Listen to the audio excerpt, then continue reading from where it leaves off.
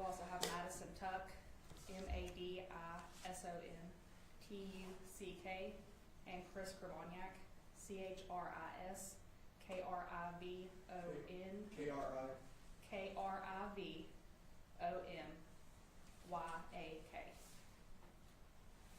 Did everybody get that? Yep. Can I come up and check my microphone real quick?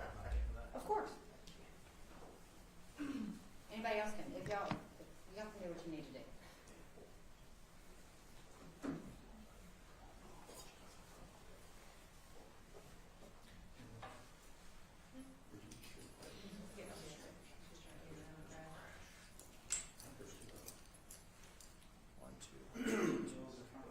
It might sound bad from recording, but it's not that good.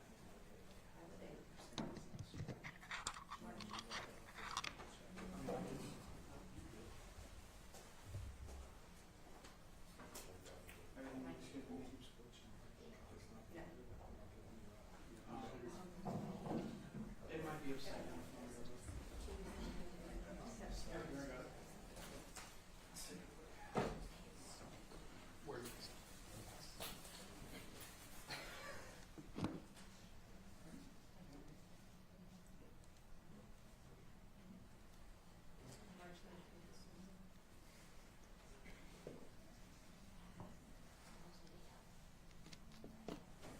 Okay. How's that?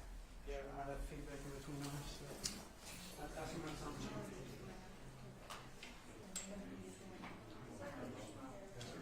Yes. Get it.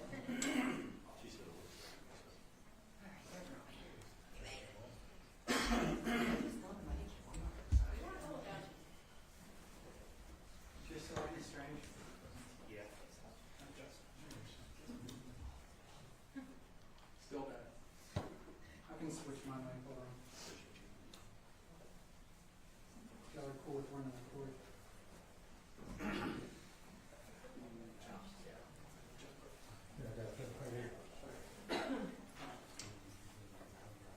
Chelsea, is there a contact name showing up?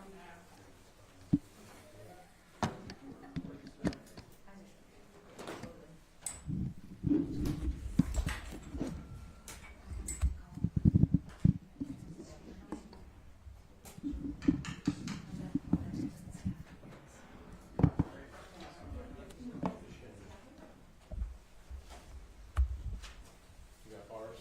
I got bars, so you should be fine.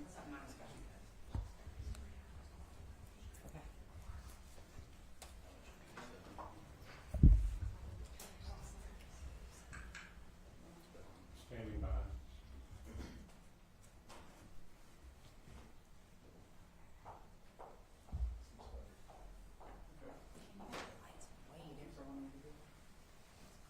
You can clear your throat really quick.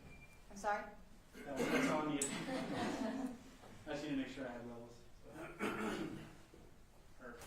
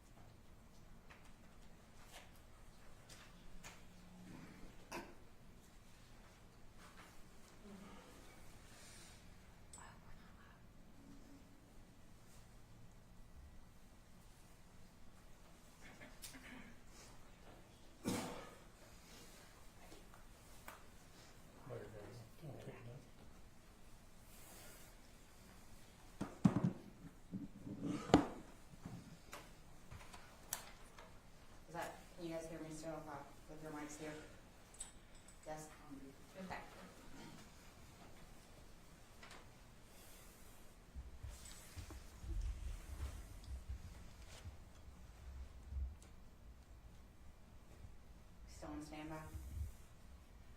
Very good. Okay. So I'm Deborah Resnick, Kanawha County Prosecutor's Office. We're here today because of the verdict in the White Feather and Lance matter. I have to say I could not be more proud of the work that has been done by my office and by the members of the Kanawha County Sheriff's Office, those involving child victims. They work to the highest legal standard in the world, beyond a reasonable doubt. And this case is a prime example of the good work that these people do. At the end of the day, the legislature determines the crimes and the length of the sentences. Juries determine whether and of what crimes defendants have committed. And judges determine the sentencings of those convicted.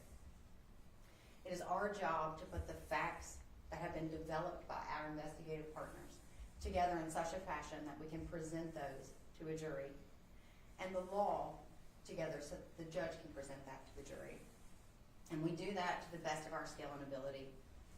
And that is what Madison Tuck and Chris Kravoniak have brilliantly done over the past 2 weeks. I cannot commend enough the work that my attorneys and the Kanawha County Sheriff's Office have done. I think Deputy Snuffer, Chief Deputy Snuffer, will address you now. Thank you all. I just want to say we're very proud of the work that our detectives and our patrol unit has done on this case. We've worked well with the prosecutor's office to get this case resolved. It was a very touching case. It was a hard case to work, and I'm very proud of all of our divisions for handling the case, what they did in this case. I also want to say we want to thank the citizens who called us in. Had they not called it in, we would have never known about it. And with that, we'll turn it back over to you. I think Madison and Chris deserve an opportunity to address you. They worked very. I am deeply gratified that I was able to be part of this case and a part of this great team. Excellent work has been done by everyone involved. I particularly wish to thank Chris Kravoniak and Adam Petrie for their mentorship, and I would also like to thank Deborah Resnick for her leadership. I echo what Madison said. I'd like to thank the kids. The courage they showed in standing up for themselves and helping us in this trial was a big deal, and it was crucial to us getting a just result. I also want to thank the office for the support they gave us. This is the first time the human trafficking statutes have been charged in West Virginia, we believe, and the civil rights violations aren't charged very often in West Virginia. They're tough cases to prove, and we appreciate the help we got from everybody on the team and also the office. And I can't say enough for Detective Powell and Detective Alford for their assistance as well. So we appreciate that.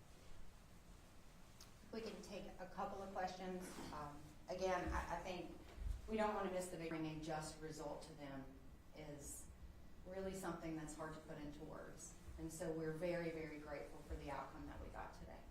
When you heard the word guilty that many times, what was your reaction? I cried. Why? We don't. These cases mean a lot to us. We take a lot of this personally.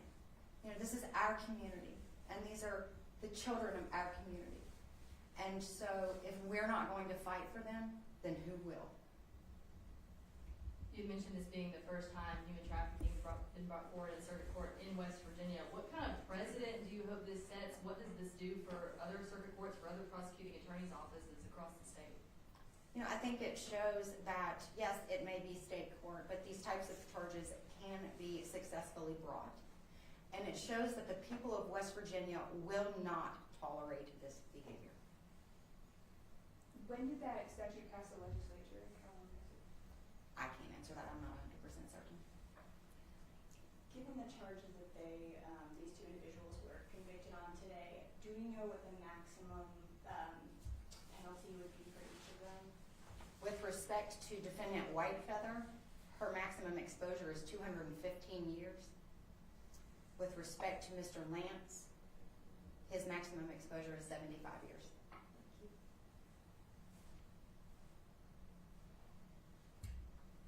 Do you hope, or is there a chance that maybe, coming from this case, there could be, updates in this legislature about laws specifically helping to prosecute or to help prevent this from ever happening again? I think we do have certain laws in place, for example, the ones that we used to get the verdict we got today. But I do think that it's possible the legislature could revisit this issue and use this case as the precedent to consider changing the laws. But at this point, it's really unfair for me to speak for them. Can you just speak to the bravery that we watched from the children in this case?